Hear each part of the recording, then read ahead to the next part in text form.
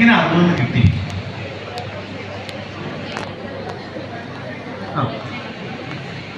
5 ഗുണം 3 ഗുണം 4 നമ്മൾ പറയുന്നത് കുട്ടികൾ നമുക്കറിയാലോ. ഈ പുതിയ പാഠപുസ്തകങ്ങൾ ഇത് കേവലം കൂട്ടാനും കുറയ്ക്കാനും കുടിക്കാനും ഹരിക്കാനും പഠിപ്പിക്കുന്ന രീതിയിലല്ല ഇത് സെറ്റ് ചെയ്തിരിക്കുന്നത്. കുട്ടിയുടെ ചിന്താശേഷി അല്ലെങ്കിൽ സ്കില്ല് ഡെവലപ്പ് ചെയ്യാൻ വേണ്ടിയാണ് നമ്മുടെ ടെക്സ്റ്റ് ബുക്കിലെല്ലാം സെറ്റ് ചെയ്ത് വെച്ചിരിക്കുന്നത്. പാഠ്യപദ്ധതി സ്കില്ലാണ് ഡെവലപ്പ് ചെയ്യേണ്ടത്.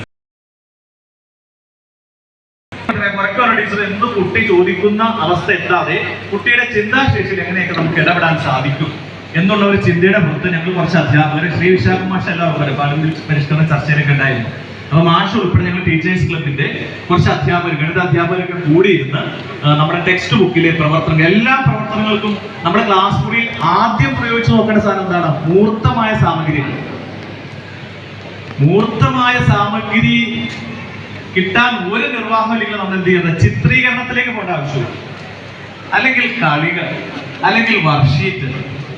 പക്ഷെ നമ്മളൊക്കെ എളുപ്പത്തിൽ എന്ത് ചെയ്യും? ഈ പറയുന്ന ചിത്രീകരണത്തിലൂടെ പഠിപ്പിക്കാൻ കൂടുതലായി ശ്രമിക്കുന്നു. പക്ഷെ 1-ാം ക്ലാസ് മുതൽ 4-ാം ക്ലാസ് വരെ ടെക്സ്റ്റ് ബുക്കിലെ പ്രവർത്തനങ്ങൾക്കെല്ലാം എന്ത് മെറ്റീരിയൽ ഉപയോഗിക്കാം എന്നൊരു ചിന്ത നമ്മുടെ ഉള്ളിൽ വേണം. എന്നാൽ മാത്രമേ നമ്മുടെ കുട്ടികൾക്ക് LSCM കിഡ്സിന്റെ പരീക്ഷയ്ക്ക് ഈ പറഞ്ഞ ഗണിത പഠനത്തിന് ഇത്തരത്തിലുള്ള ചില കാര്യങ്ങൾ കുട്ടികൾക്ക് സഹായകമാകുള്ളൂ. ഇവിടെ പറഞ്ഞ് എന്ത് മെറ്റീരിയൽ ഉപയോഗിക്കാം? തീപ്പെട്ടി ഉപയോഗിക്കാം. ഞാനിത് ഒരുപാട് വിശദീകരണം, നമുക്ക് സമയം കുറയുന്നത് എല്ലാം പരിചയപ്പെടുത്തണല്ലോ. അപ്പൊ ഇതിന് ഉപയോഗിച്ച ഒരു സാധനം, ഇതിനൊരു പ്രോസസ് ഉണ്ടോ? നമ്മൾ ഒറ്റയടിക്ക് കുട്ടികൾക്ക് ഇവിടെ പ്രയാസം എന്ന് പറയുന്നത് വരി എന്താണ്, നിര എന്താണ്, ഒരു നിരയിൽ എത്ര എണ്ണം ഉണ്ട്, അടുക്ക് എന്താണ്, ഈ ഒരു സാധനം പഠിപ്പിക്കാം. അപ്പൊ അതിനു വേണ്ടി നമുക്ക് ഇത് മറ്റേ ഇതിന്റെ കട്ടയാണ് കേട്ടോ. നമ്മൾ എന്താണ് മൾട്ടിവുഡിന്റെ കുറെ കട്ടകൾ ഫ്രീ ആയിട്ട് കിട്ടും. മൾട്ടിവുഡിന്റെ സാധനം കടയിൽ ചെന്ന് കഴിഞ്ഞാൽ അവർ നമുക്ക് തരും. അപ്പൊ ഇത്തരം ചില സാധനങ്ങൾ കുട്ടികൾക്ക് കൊടുത്തുകൊണ്ട് കുട്ടികൾ മതിൽ കെട്ടി നോക്കണം.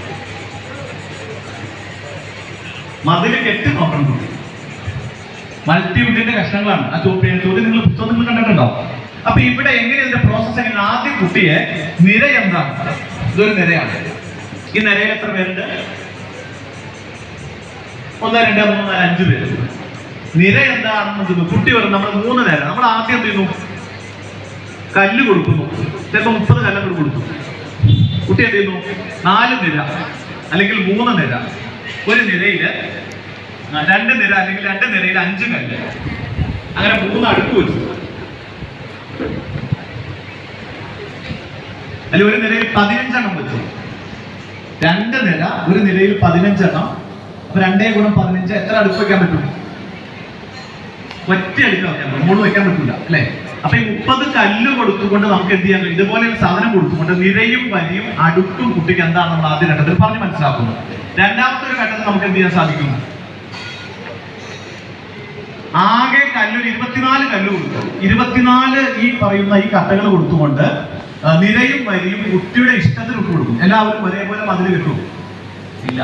അപ്പൊ ഓരോ ഗ്രൂപ്പുകളിൽ ഇത് കൊടുത്തുകൊണ്ട്, ഞാനിത് ക്ലാസ് റൂമിൽ ചെയ്യുന്ന ഗ്രൂപ്പായിട്ട് കുട്ടികളെ ഇവിടേക്ക് അങ്ങനെയാണ് ചെയ്യുന്നത്. ക്ലാസ് റൂമിൽ കുട്ടികളെ ഗ്രൂപ്പാക്കി ഇരുത്തി, 5 പേരുടെ ഗ്രൂപ്പാക്കി ഇരുത്തും.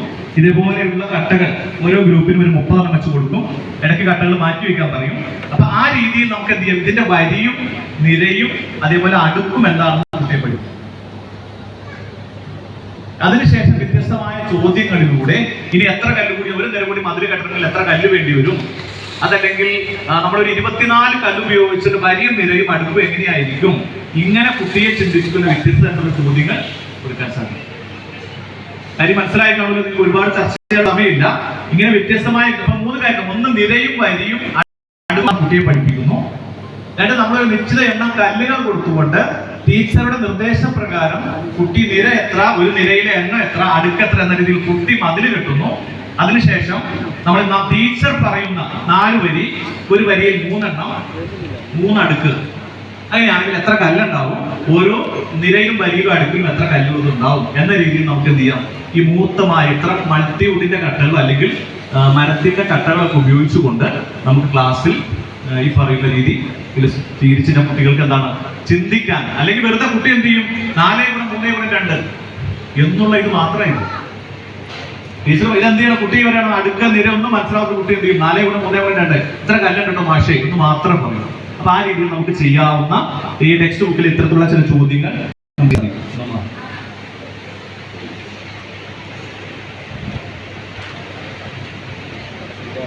മറ്റൊന്നാണ് നമ്മുടെ ടെക്സ്റ്റ് ബുക്കിൽ ബില്ല് പൂരിപ്പിക്കാനുണ്ട്. ഹരണവും അതേപോലെ ഗുണനവും പഠിപ്പിക്കുന്ന പാഠത്തിൽ ഇത്തരത്തിലുള്ള ബില്ല് നമുക്ക് കുട്ടികൾ പൂരിപ്പിക്കാനുണ്ട്. ഇത് ഏറെ പ്രയാസമുള്ള ഒരു ചോദ്യമാണ്. ഇവിടെ നോക്കി, നോട്ട് ബുക്ക്, പെൻസിൽ, വില എണ്ണം പറഞ്ഞിട്ടില്ല. വില 15 രൂപ, നോട്ട് ബുക്കിന് 15 രൂപ, പെൻസിലിന് 3 രൂപ. അങ്ങനെയാണെങ്കിൽ ആകെ 90 രൂപയ്ക്ക് നോട്ട് ബുക്കും പെൻസിലും വാങ്ങിച്ചു. എത്ര നോട്ട് ബുക്കും എത്ര പെൻസിലും വാങ്ങിച്ചിട്ടുണ്ടാവും? പുതിയ പ്രയാസമുള്ള അല്ലേ? അപ്പൊ ഇവിടെ നമുക്ക് സ്വീകരിക്കാവുന്ന ഒന്ന്,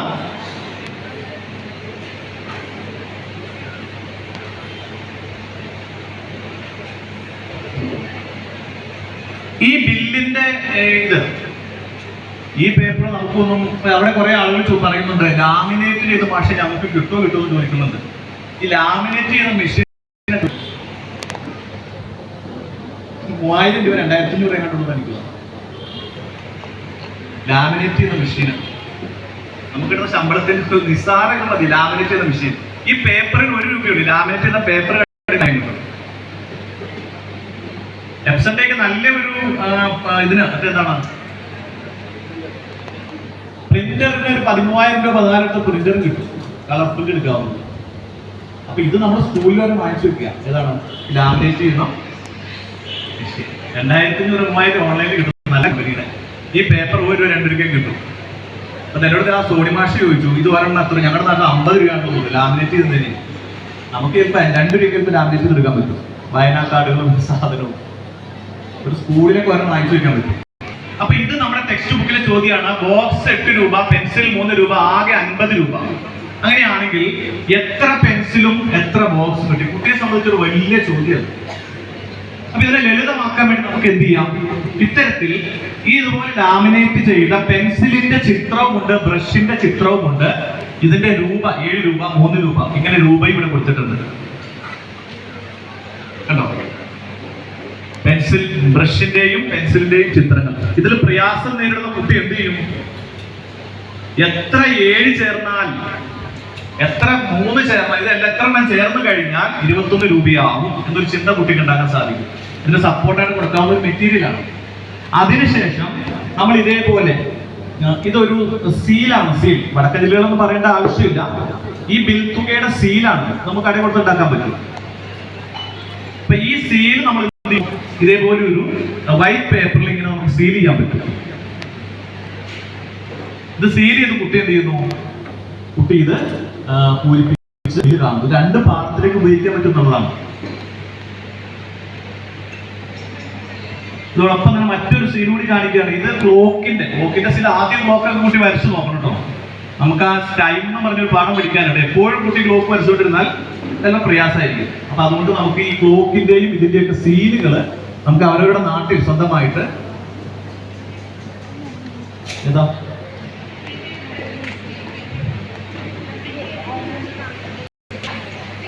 ഓക്കെ അപ്പൊ നമ്മുടെ 2 പാഠങ്ങളിലും ഗുണനത്തിലും ഹരണത്തിലും നമുക്ക് എന്ത് ചെയ്യാൻ കഴിയും? ഈ രീതിയിൽ ഒരു മെറ്റീരിയൽ ഉപയോഗിക്കാൻ സാധിക്കുന്നതാണ്. ഇനി മറ്റൊന്ന്, ഇത് എന്താണ്?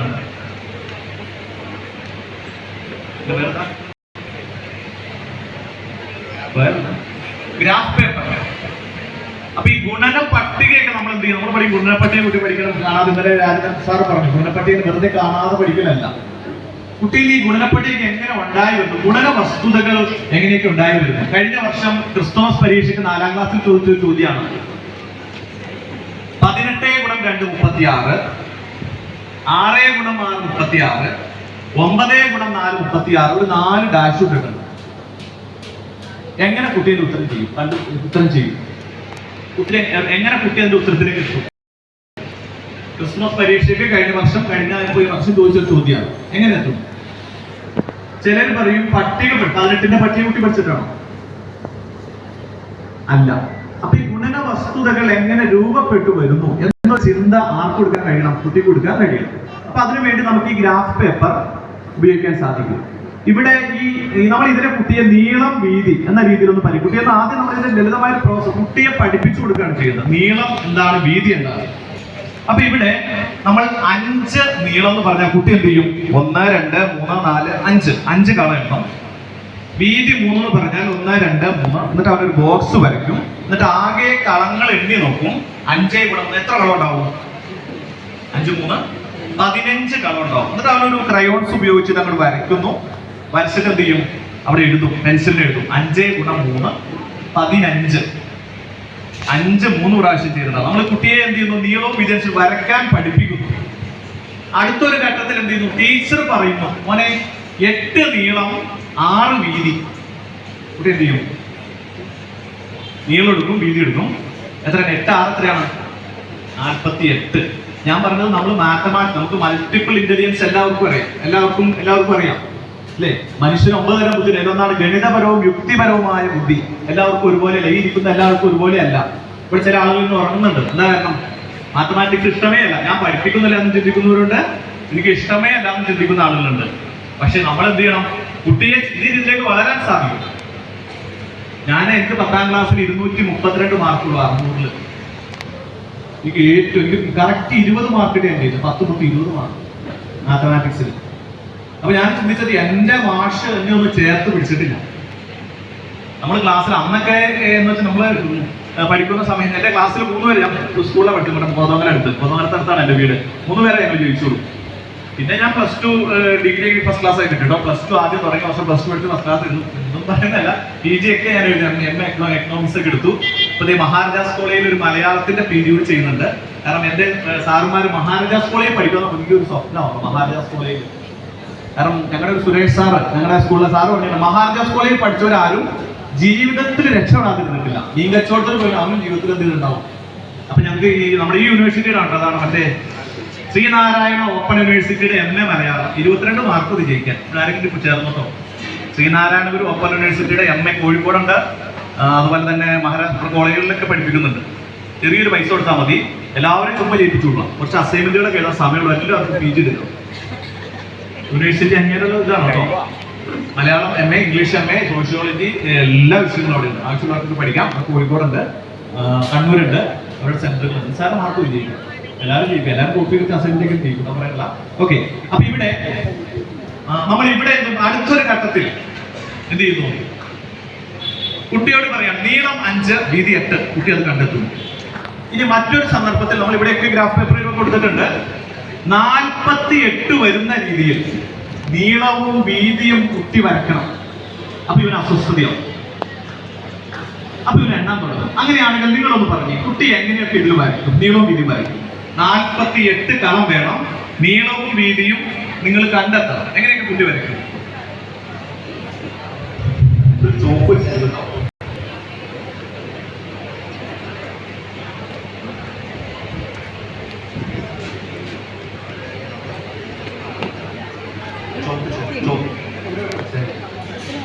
അവിടെയാണ് മനസ്സിലാക്കാം. നിങ്ങളൊന്ന് പറഞ്ഞു എങ്ങനെയൊക്കെ കുട്ടി വരയ്ക്കും? പറഞ്ഞു എത്ര നീളവും വീതി വരും? ടീച്ചർ പറഞ്ഞു. അതായത് ടീച്ചർ പറയുന്നത് 1 നീളം വീതി 48 വരയ്ക്കും. പിന്നെ 2 24 വരയ്ക്കും 48. 4 ഗുണം 12 വരയ്ക്കും 48. 6 × 8 48. ഇതിന്റെ ഓപ്പോസിറ്റ് ആലോചിക്കട്ടോ. അങ്ങനെ വരയ്ക്കൂട്ടോ. 3 ഗുണം 16 48. ഇനി ഇതിന്റെ ഓപ്പോസിറ്റ് എന്ന് പറഞ്ഞ് 48 ഗുണം 1 = 48. ഞാനിത് ഈ സ്കൂളിൽ ഇവിടെ ടീച്ചർമാരൊക്കെ ഉണ്ട് എന്റെ ക്ലാസ് കാണാൻ. അവരോട് ചോദിച്ചേക്ക കുട്ടികൾ ഇത് ഞാൻ ആർക്കും പറഞ്ഞു കൊടുത്തില്ല. ഇവിടെ വന്നിരുന്ന കുട്ടികൾ എന്നോട് പറഞ്ഞു ഇത് ഇത്രയൊന്നും അല്ല പറഞ്ഞു, എല്ലാം പറഞ്ഞു. ഇനി പറഞ്ഞു അടുത്ത് പറഞ്ഞു